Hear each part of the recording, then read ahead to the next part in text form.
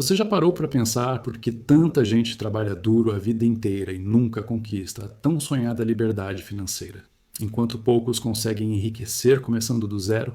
Parece injusto, não é? Mas eu vou te dizer algo que talvez soe polêmico. O problema não é você, é o sistema. O governo gasta demais, a economia vive em crise e os juros altos destroem sonhos no Brasil antes mesmo de nascerem. E é justamente aí que está o paradoxo. É possível transformar esse caos em oportunidade. Eu vivi isso na pele. Saí de um mundo acadêmico, onde só estudava, para me tornar empreendedor em meio à hiperinflação e ao descontrole fiscal. Descobri que o segredo não está em esperar soluções do Estado, mas em aprender as estratégias para a liberdade financeira que poucos conhecem. É nesse ponto que o economista explica a liberdade financeira, mas o cidadão comum pode aplicar e mudar de vida. Neste vídeo, eu vou abrir contigo o mapa do tesouro, o caminho para alcançar liberdade financeira, mesmo quando tudo ao redor parece estar contra. Vou te mostrar, passo a passo, como transformar conhecimento em riqueza, como usar o empreendedorismo a seu favor e como qualquer brasileiro pode conquistar independência financeira, começando do zero. A questão é, você está pronto para quebrar crenças antigas e descobrir a rota que pode mudar o rumo da sua história?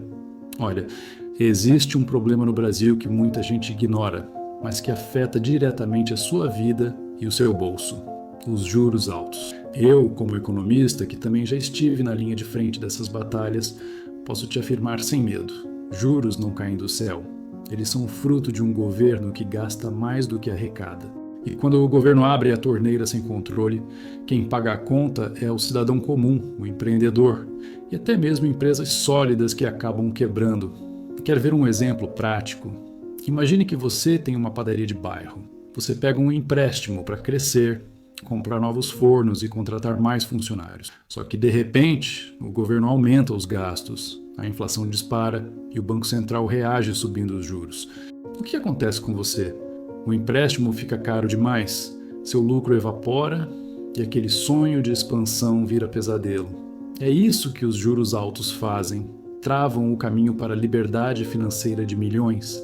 Por isso, quando falamos em como alcançar liberdade financeira, não dá para separar o tema de geopolítica e finanças pessoais. O Brasil vive num ciclo em que o governo descontrolado impacta diretamente na economia das famílias. E se você quer traçar seu caminho para a liberdade financeira, precisa entender que não se trata apenas de ganhar mais, mas de se blindar contra os erros de política econômica. Mas calma, essa história vai muito além dos números. Quando eu era jovem, se você me perguntasse o que eu queria ser, eu teria respondido sem pensar duas vezes: professor de economia. Eu buscava segurança, aquela sensação de que nada sairia do controle. No Brasil, onde o governo e a economia vivem em constante turbulência, sonhar com estabilidade parecia lógico. Afinal, quem não deseja um porto seguro em meio a tantas ondas de incertezas? Mas o curioso é que, mesmo sem perceber, eu já estava plantando a semente do empreendedorismo. Pensa comigo, quantas vezes você já se pegou escolhendo o caminho mais seguro? Talvez aceitar um emprego estável, mesmo sem paixão, apenas pelo salário no fim do mês? Eu também pensei assim. Só que o tempo me mostrou que buscar apenas segurança pode ser uma armadilha. A verdadeira independência financeira não nasce da zona de conforto, mas da coragem de criar algo próprio. Foi aí que percebi que estudar era bom, mas empreender seria meu verdadeiro passaporte para a liberdade financeira. E aqui entra um ponto essencial. Cada escolha que fazemos, seja continuar na estabilidade ou arriscar como empreendedor, molda o nosso futuro financeiro. O economista explica a liberdade financeira, mas o empreendedor a vive na prática. E eu precisei compreender que viver apenas no campo teórico não bastava. O Brasil, com todos os seus altos e baixos, exigia ação. E foi exatamente isso que começou a me puxar para fora da universidade, em direção a um mundo que eu jamais imaginaria. O estalo veio de onde eu menos esperava. Um empresário me chamou e disse: "Você fica distribuindo suas ideias de graça nos jornais, por que não transforma esse conhecimento em um banco, em algo que preserve riqueza de verdade?" Aquilo foi um choque. Até então, eu me via como acadêmico, mas naquele instante percebi que estava diante de uma chance única de unir teoria e prática. Era como se alguém tivesse aberto a porta secreta do caminho para a liberdade financeira e me convidado a entrar. Imagine comigo, você passa anos estudando, acumulando conhecimento, mas nunca transforma isso em ação concreta. É como ter uma mina de ouro e nunca cavar. Eu percebi que estava nessa posição, e foi nesse ponto que o empreendedorismo se tornou mais do que uma ideia distante. Virou uma necessidade. A economia do Brasil vivia sob o fantasma da hiperinflação, e entender estratégias para a liberdade financeira não era luxo, era questão de sobrevivência. Esse convite mudou minha vida. De economista que explicava, passei a ser o empreendedor que construía. E foi nesse ambiente hostil, em meio ao descontrole do governo e ao caos da economia, que aprendi algo valioso. Conhecimento sem ação é apenas peso morto. Quando aceitei aquele desafio, dei meu primeiro passo rumo à independência financeira. E o mais curioso é que esse passo não me levou apenas a lidar com finanças, mas a encarar de frente a realidade cruel da hiperinflação no Brasil. Pouca gente hoje consegue imaginar o que foi viver no Brasil em plena hiperinflação. Não era só um número nas manchetes, era o pãozinho mudando de preço no mesmo dia. Eu vi a economia ser engolida por índices que chegaram perto de 5,000% ao ano. O governo, perdido, congelava preços, confiscava poupanças, mas nada disso atacava o verdadeiro problema: os gastos descontrolados. O resultado? Empresas quebradas, famílias desesperadas e um povo sem rumo. Quer entender o impacto disso na prática? Imagine você receber seu salário e correr no mesmo instante ao supermercado, porque sabia que se esperasse até amanhã, aquele dinheiro não compraria metade do que comprava hoje. Era a corrida contra o tempo, a luta diária para não perder tudo de uma hora para outra. É nesse tipo de ambiente que o economista explica a liberdade financeira. Mas só um empreendedor consegue sobreviver com criatividade e coragem. Foi nessa tempestade que percebi como geopolítica e finanças pessoais caminham juntos. As decisões do governo não são apenas manchetes de jornal, elas entram na sua casa, mudam a sua mesa, destroem seus planos. A hiperinflação mostrou com dor que para encontrar estratégias para a liberdade financeira, precisamos ir além do básico. Precisamos entender o jogo invisível do poder e da economia. E foi ali, entre erros de planos econômicos, que se abriu o caminho para o nascimento de algo transformador. Quando o Plano Real chegou, parecia que finalmente alguém tinha encontrado a chave para trancar o monstro da inflação. Foi uma revolução monetária, sim, mas não se enganem. Ele atacou os sintomas, não a raiz. A moeda ganhou força, os preços pararam de disparar. Mas o governo continuava gastando além da conta. Era como dar um remédio para baixar a febre, sem tratar a infecção que causava a doença. A verdade é que o Brasil respirou aliviado, mas entrou em outro labirinto. Agora, não era mais a inflação que devorava o dinheiro, e sim os juros estratosféricos alimentados pela dívida pública que crescia como uma bola de neve. E o impacto disso foi direto. Empresas sufocadas, cidadãos endividados e o empreendedor sempre tentando remar contra a corrente. O discurso de economista explica que liberdade financeira parecia distante da prática dura do dia a dia. Mas é justamente nesses momentos que aprendemos. A verdadeira estratégia para alcançar liberdade financeira não pode depender só das promessas da política. O Plano Real foi um avanço, mas deixou claro que, sem disciplina fiscal, não há crescimento sustentável. E enquanto o país festejava a nova moeda, eu já enxergava o próximo desafio. Como transformar esse alívio passageiro em um caminho real para a liberdade financeira? E foi aí que novos atores começaram a aparecer no jogo. Com o tempo, percebi que o sistema financeiro do Brasil começou a mudar de pele. Antes, ele vivia apenas de sobreviver em meio ao caos da inflação, mas a OS Poucos foi descobrindo sua força como motor de crescimento. O que antes era apenas empréstimo caro, passou a ser capital inteligente, ajudando empresas a saírem do modo sobrevivência. Foi aí que nomes como Natura e Localiza começaram a ganhar musculatura no mercado. Esse salto mostrou o poder do empreendedorismo aliado às finanças. Não era mais só questão de pegar dinheiro emprestado, e sim de atrair parceiros estratégicos que sabiam abrir portas. O economista e geopolítica se encontrava com o empreendedor na prática. Private equity, mercado de capitais, governança. Quem entendia esse jogo tinha em mãos um verdadeiro mapa do tesouro para alcançar a tão sonhada liberdade financeira. Pensa comigo, quando uma pequena empresa decide abrir capital, ela não está apenas levantando recursos, está entrando em um novo patamar. É como passar da rua de bairro para a avenida principal da cidade. O Brasil, mesmo com seus tropeços, começou a criar esse ambiente, onde capital e ideias se encontram para gerar riqueza. Mas ao mesmo tempo, o inimigo invisível continuava rondando. Os juros altos que sempre voltavam para lembrar que o governo ainda não tinha resolvido sua parte. E isso nos leva a uma reflexão ainda mais dura. Aqui está uma verdade que ninguém gosta de ouvir. Os juros no Brasil são o espelho do comportamento do governo. Se ele gasta mais do que pode, os juros disparam.